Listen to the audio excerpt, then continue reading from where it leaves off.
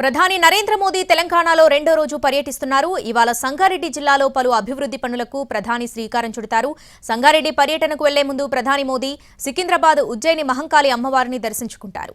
అక్కడ ఆలయంలో ప్రత్యేక పూజలు నిర్వహిస్తారు. అనంతరం బేగంపేట ఎయిర్పోర్టుకు వెళ్లి హెలికాప్టర్లో పటాన్ చెరుకు చేరుకుంటారు. 9,021 కోట్ల విలువైన అభివృద్ధి పనులకు శంకుస్థాపనలు ప్రారంభోత్సవాలు చేస్తారు. ఇక మధ్యాహ్నం 12:15 సంగారెడ్డిలోని పటేల్గూడ బహిరంగ సభలో పాల్గొంటారు. అక్కడి నుంచి తిరిగి బేగంపేట ఎయిర్పోర్టుకు చేరుకుని ఒడిశా పర్యటనకు వెళ్తారు.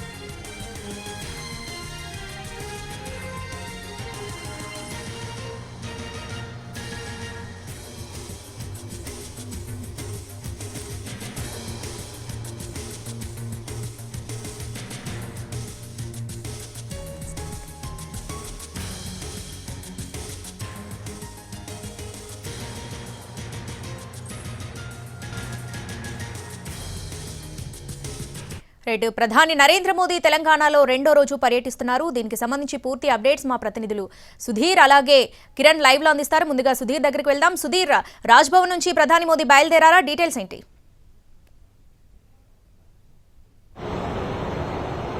భారత ప్రధాని నరేంద్ర మోదీ రెండో రోజు తెలంగాణలో పర్యటిస్తున్నారు. నిన్న ఆదిలాబాద్ జిల్లాలో పర్యటించారు. ఆ తర్వాత అక్కడ కార్యక్రమం అయిపోయిన తర్వాత నేరుగా తమిళనాడుకు వెళ్ళారు. రాత్రి 9 గంటల సమయంలో హైదరాబాద్ చేరుకున్నారు. అక్కడి నుంచి హైదరాబాద్ బేగంపేట ఎయిర్పోర్ట్ నుంచి నేరుగా రాజ్భవన్కి చేరుకోవడం జరిగింది. రాజ్భవన్లో రాత్రి అక్కడే బస చేశారు. ఉదయం కాసేపు క్రితమే ఒక 5 నిమిషాల క్రితం రాజ్భవన్ నుంచి నేరుగా సికింద్రాబాద్లోని ఉజ్జయిని మహంకాళి టెంపుల్కి బయలుదేరడం జరిగింది. ఆ ఉజ్జయిని మహంకాళి టెంపుల్లో దాదాపుగా 30 నిమిషాల పాటు అక్కడ ప్రత్యేక ప్రార్థనలు కూడా చేసే అవకాశాలు ఉన్నట్టు కూడా తెలుస్తుంది.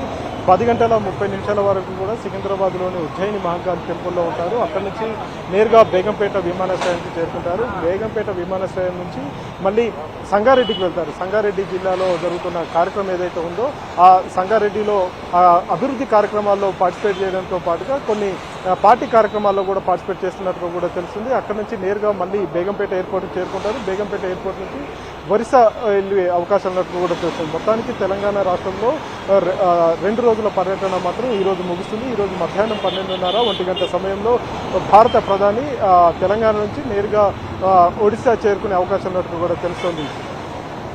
Right Sudheer, thanks for the update.